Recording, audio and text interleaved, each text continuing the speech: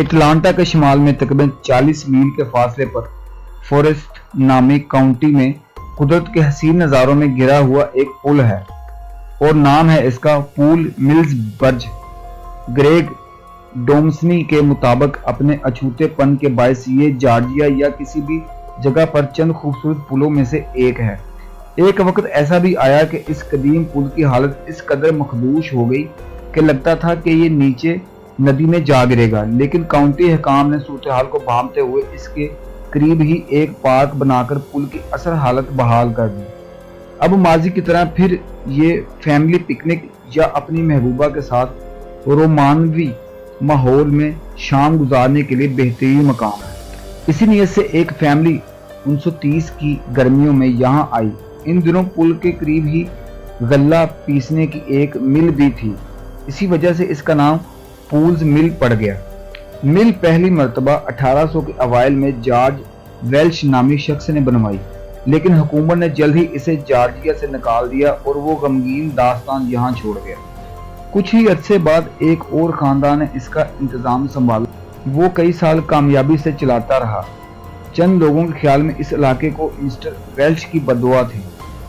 1930 में तफरीह के लिए आने वाला खानदान जिसका पहले जिक्र हुआ माँ बाप और इनकी 9 साला बेटी पर मुश्तमल था। इलाके की सैर के दौरान इनकी नज़र कुदरत के हसीन नज़ारों में घिरे पुल पर पड़ी। इन्होंने मिल की तरफ से नदी के मुखालिफ बहाव वाली सिमत पर पिकनिक का प्रोग्राम बना लिया।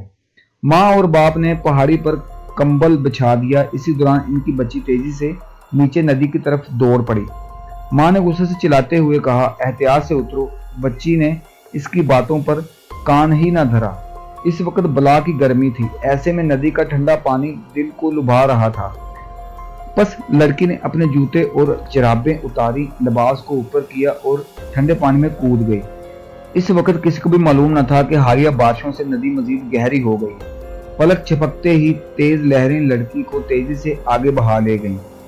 माँ बाप चीखें सुनते ही नदी गल्ला के किनारे की जानब दौड़ पड़े।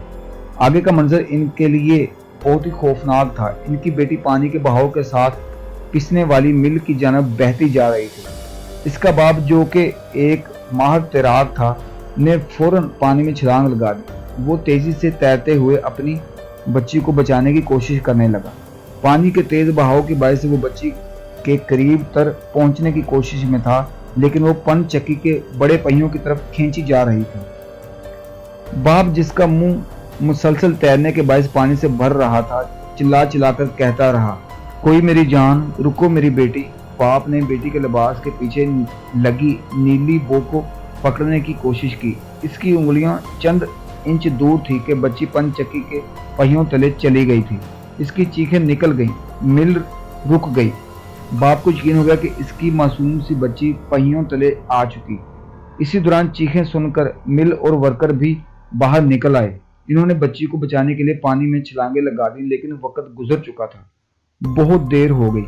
इन्हें इस मासूम कली को पन चक्की के पहियों के पतले लकड़ी के दंदानों से अलहदा करना पड़ा। खूबसूरत बच्ची डूब चुकी थी और इसका मासूम सा चेहरा लिबास पर लगी बो की मानद नीला पड़ चुका था। खबर इलाका में जंगल की आग की तरह फैल गई। जवान जोड़ा अपनी नन्ही बेटी, जिसके साथ वो कुछ देर कबल पिकनिक मना रहे थे, की नाश लेकर वापस चला गया और फिर वो दोबारा इस इलाके में नहीं देखे गए। किसी को इनके नाम तक मालूम नहीं, लेकिन लड़की अब भी इस कस्बे में बिलू गर्ल के नाम से जानी जाती है। कई साल बाद मिल पुरसरार तौर पर जल गई और काउंटी की जानब से दिलकश नए पार्क, जिसका पहले जिक्र हो चुका, की तामीर तक खूबसूरत पुल नजर अंदाज किया जाता रहा। पुराने लोग अब भी इस बात पर हैरान हैं कि पूल्स मिल में क्या हुआ था। क्या ब्लू गर्ल अपनी मौत का इंतकाम लेने के लिए वापस आई थी, या फिर ये जॉर्ज वेल्श की बददुआ थी?